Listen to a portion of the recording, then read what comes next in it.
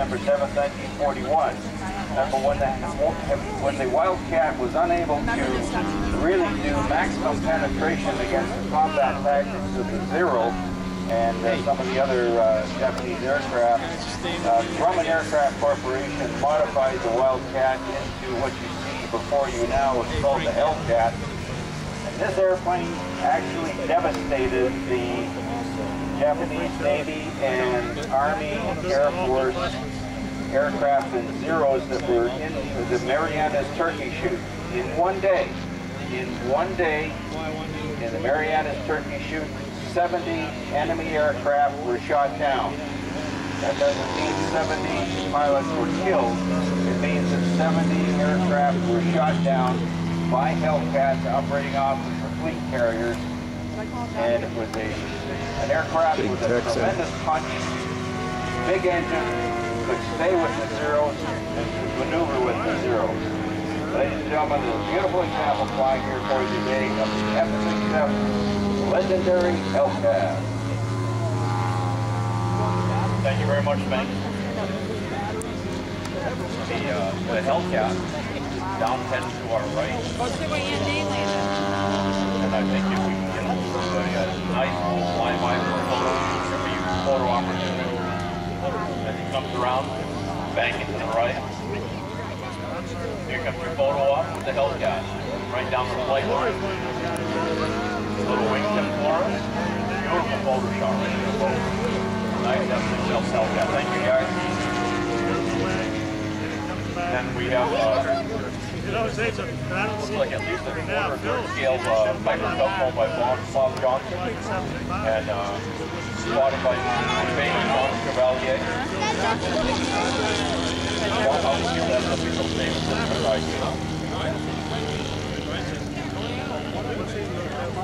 Well, we must have a little technical difficulty here. And the Hellcat on approach on our right, gears down, flaps are down, nice and easy, grease it right in there. There you go, nice landing on the Hellcat, beautiful job, beautiful job. Yeah. I'd like to get everybody's attention. We are this time putting together a show. World War I aircraft to fly together. World War I aircraft together to fly in Chicago. World War II aircraft. Hopefully a jet turbine, which is going for a test flight here now, and then an aerobatic demonstration. As I said, we're going to start the show at noon, 12 o'clock Vermont time. Thank you very much. So keep in mind, 12 o'clock Vermont time is different than Amsterdam time, and much different than the Canadian time. So that is 12 or a blocker for Canadians this time. Right, Spanky? Yeah,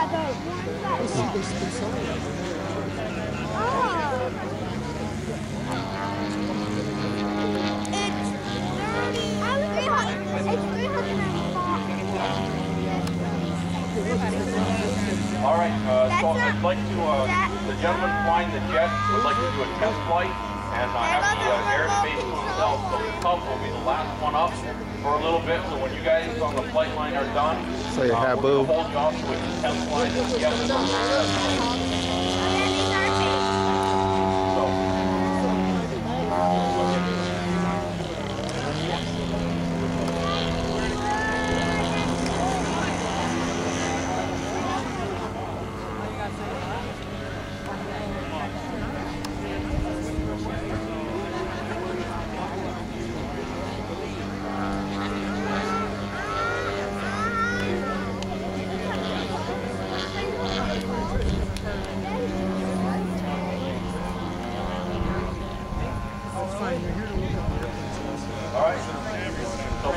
Bob is up in the air with his pup. This pup has been reconstructed a couple of times and it still looks terrific. And, I think given the opportunity, Bob to do us nice cup maneuvers. And we have the aerobatic aircraft way down on the left of the flight line.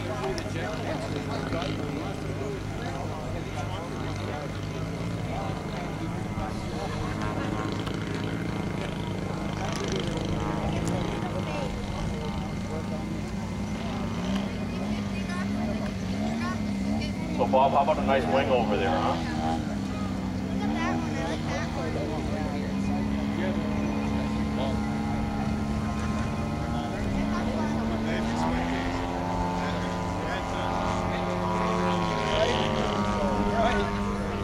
All right, Bob's pulling up on the up line. Nice little wing over there. Almost, Bob. Try it again.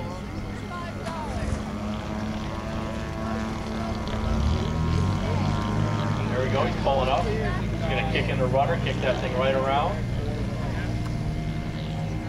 And there you go. Back on the down line. Then we've got the gentleman on the right with the jet getting ready to run a flight with that.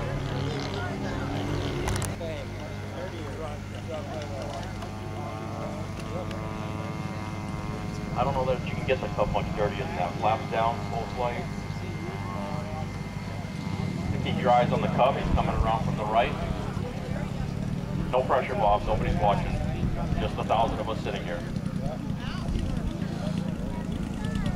Pick up your photo op on the cub. Nice low pass. And slow it right down. Tip the wing in towards them. And there you go. Thank you, Bob. Nice job. All right. I won't pick on you anymore.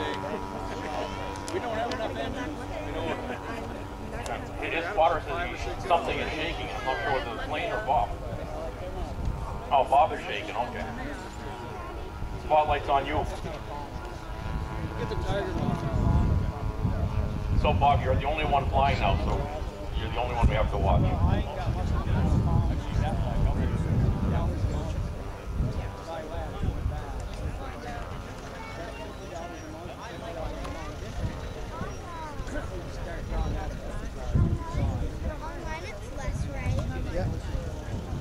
As you notice, he comes around, that's not just an aileron turn in there. He's got the aileron and rudder mixed in to make a nice scale-looking turn. And here is your low approach, and he's touching down, tail is up. And it looks just like the flying farmer rack, tail still up. And it'll settle down when he loses a little bit of airspeed there, and the tail is on the ground. Nice job, Bob. Very nice. All right, so the gentleman with the turbine on the jet, the flight line is clear. It's all yours. If you guys listen carefully, That's the army one. Daddy, we're trying to fix that one.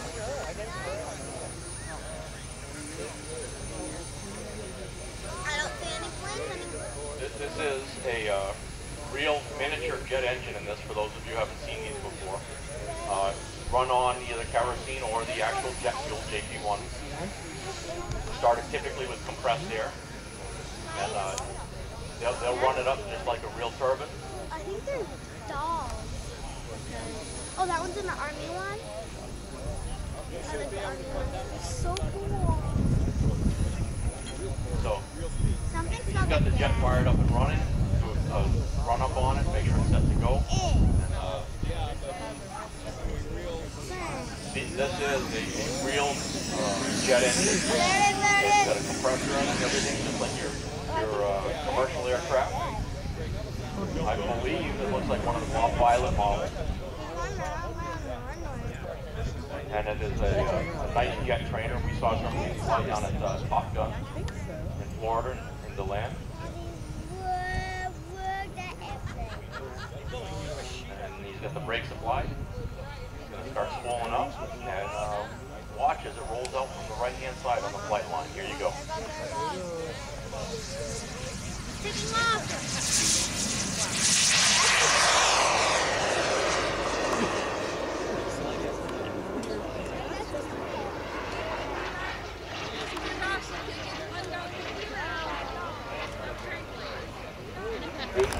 These aircraft do not have fuel stored in the wings, so they can only store fuel in the fuselage.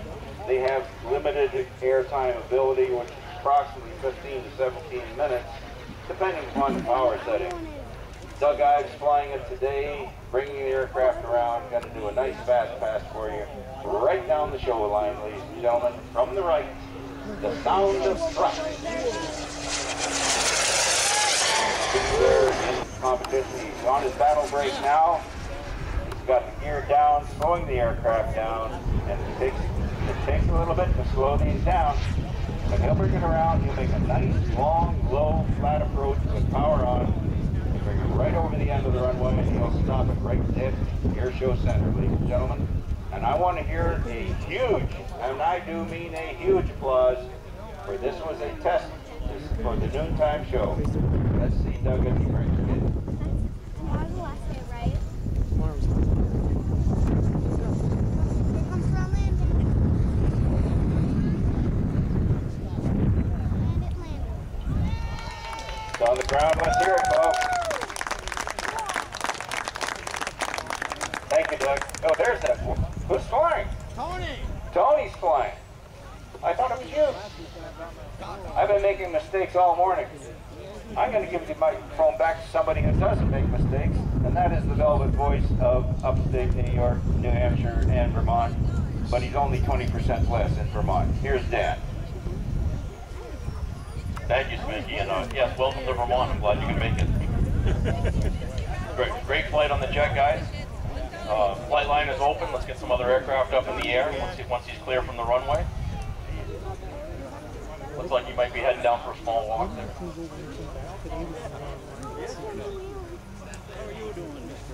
Just like any other jet, you don't want to stand in front or behind it, or you will have an instant stand. And a quick trip to start. Same thing when you give it the gas, kind of lag, so you kind of got to be a little bit ahead of yourself, even when you're...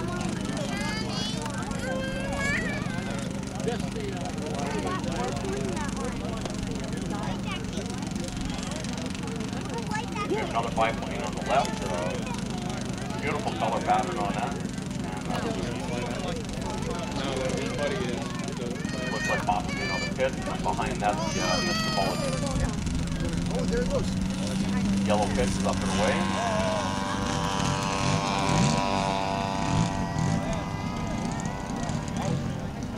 And the big brother of it is heading down the flight line, getting ready to turn for its takeoff roll, which I'm sure will be extremely short. They'll probably surprise him and pull up in the vertical. There you go. Nice takeoff roll, and he's up and away. It is a 2-biplane show here. Getting ready for our lunchtime show, World War I. If any of you pilots want to fly your World War I planes at lunchtime for the lunchtime show, let us know. And then we'll get the World War II folks, and then newer stuff after that.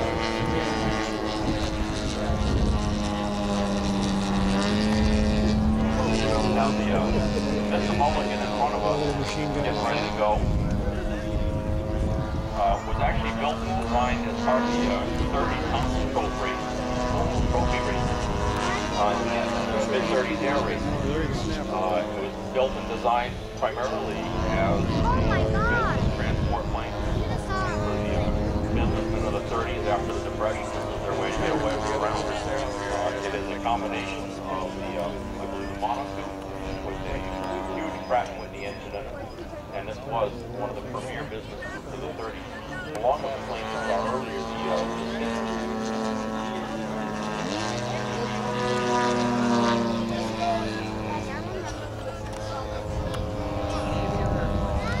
watching the biplane pull up. The big one's way up. I think he's well into New York air traffic at that point. Coming at the top there. Into a flat spin. And notice the direction of the wheels are pointed on that.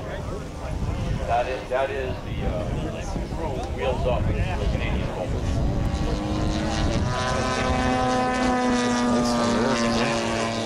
Nice run down the main flight line, and both banking on the left turn.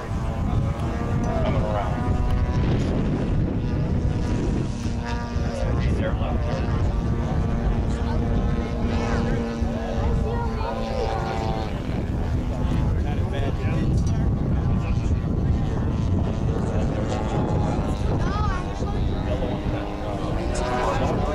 Big one coming down from our right. Nice guy to pass there. Great